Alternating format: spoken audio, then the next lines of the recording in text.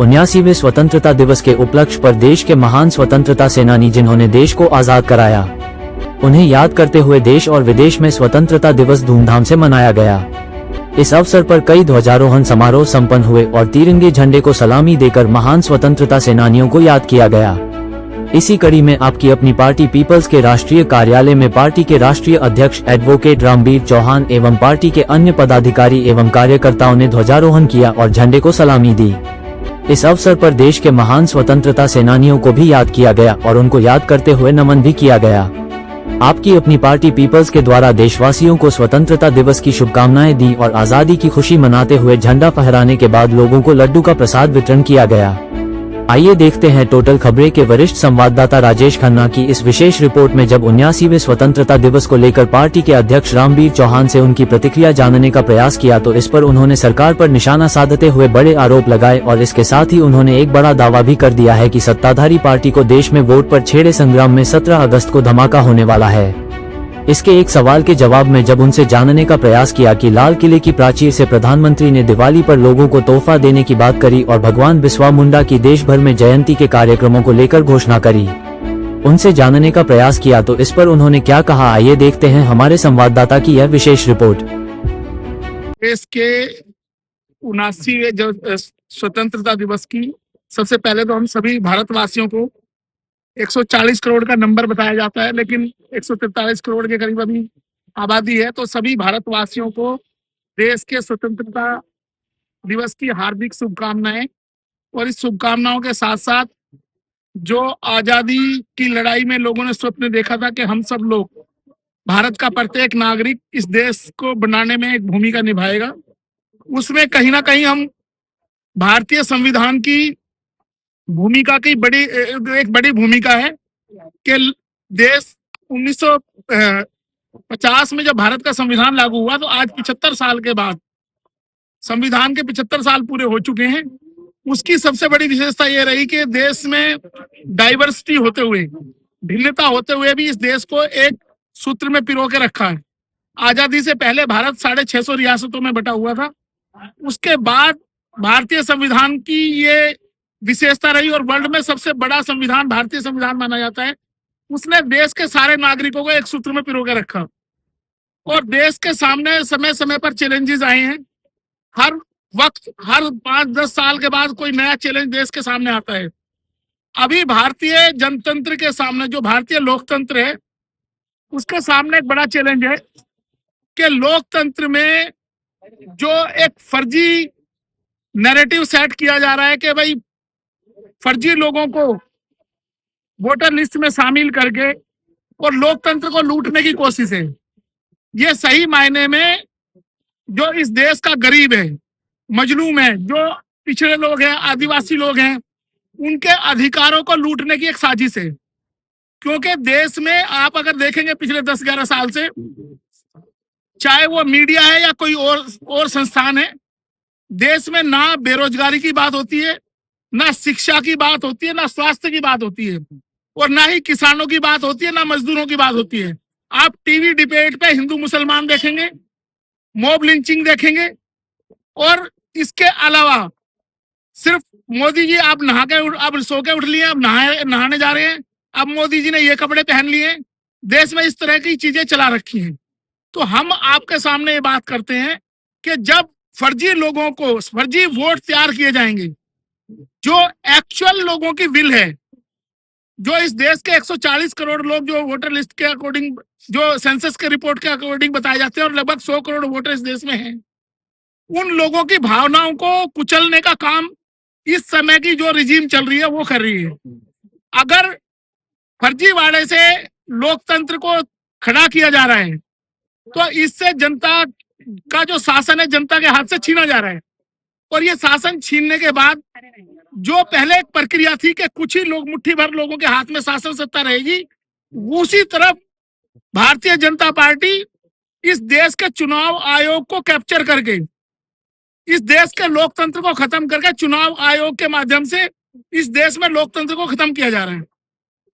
तो भारत के प्रत्येक नागरिक का आज की डेट में, आज वर्तमान में जो चैलेंजेस हैं, उसका प्रत्येक नागरिक का ये कर्तव्य बन जाता है कि वो सड़क पे आए और विरोध करे इस चीज का। क्योंकि अगर एक नौजवान बच्चा डिग्री लेके घर में बैठा हुआ बेरोजगार है तो उसके लिए ये फर्जी वोट जिम्मेदार है। जब फर्जी तरीके से कोई नेता चुना जाएगा, फर्जी वोट के आधार पर कोई नेता चुना जाएगा, तो आपके रोजगार की बात कोई नहीं सुनेगा। इस देश के एमपी एमएलए जिनको नाम मात्र के लिए वो संसद में हैं, वो आपके हकों की आवाज क्यों नहीं उठा रहे? क्योंकि उनको पता है कि आप फर्जी वोट से चुन के आए हैं, हमें जनता की आवाज उठाने की जरूरत नहीं है। और जो उनके आका ऊपर बैठे हुए हैं उनको भी पता है, इसलिए कोई एमपी आपको संसद के अंदर जनता के मुद्दे उठाता हुआ दिखाई नहीं देगा। कोई किसान का मुद्दा उठाता हुआ नहीं देखेगा, कोई बेरोजगार नौजवान बच्चों का मुद्दा उठाते हुए नहीं देखेगा, कोई शिक्षा का जो बाजारीकरण किया है देश में, जो new education policy Bharatiya Janata party ने लागू की है, उस न्यू एजुकेशन पॉलिसी का मतलब है कि जो पूंजीपति है वो स्कूलों को टेक ओवर करेंगे और जो सरकारी स्कूलों में बच्चे पढ़ते थे गरीब लोगों के, उनको शिक्षा से महरूम कर दिया जाएगा।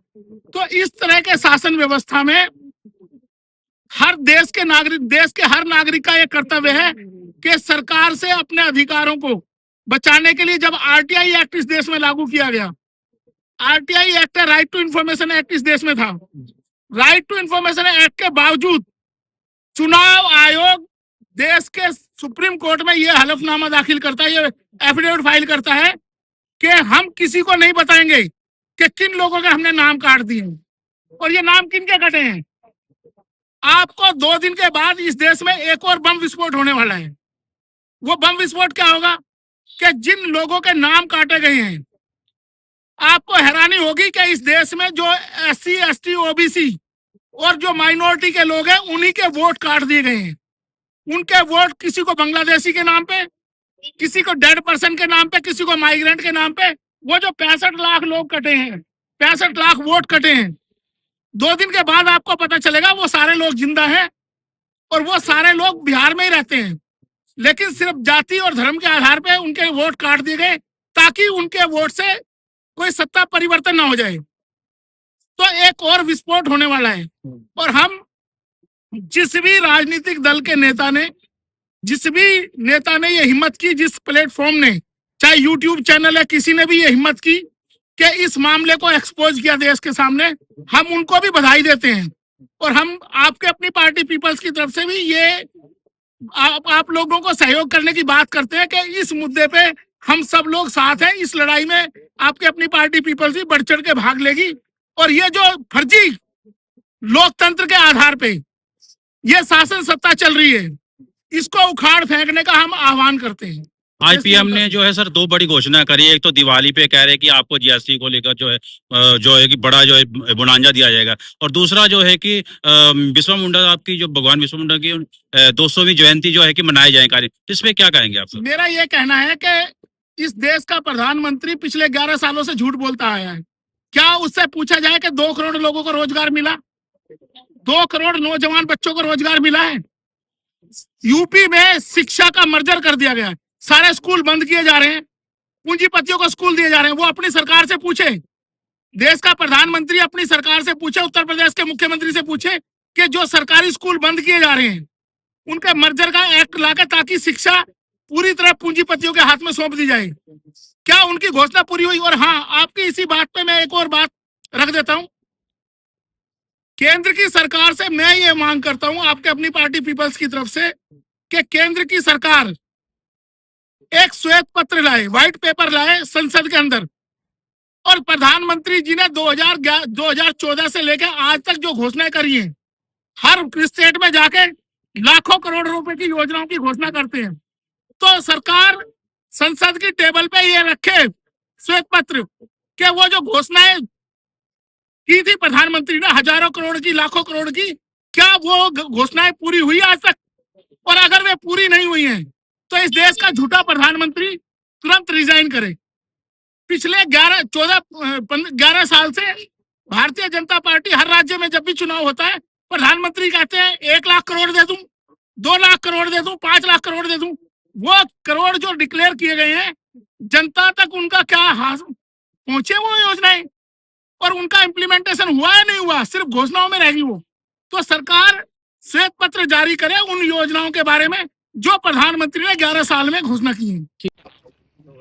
मेरा नाम रमेश प्रसाद पासवान है और मैं पेशे से एडवोकेट हूँ और आप पार्टी पीपुल्स पार्टी से जुड़ा हुआ हूँ।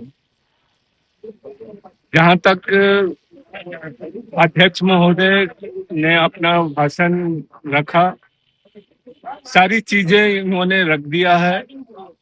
ये हम लोग आज स्वतंत्रता दिवस पे 79 स्वतंत्रता दिवस पे हम लोग इकट्ठे हुए हैं और हम लोग सभी जानते हैं कि इस स्वतंत्रता के लिए न जाने कितनी माताएं अपने सिंदूर को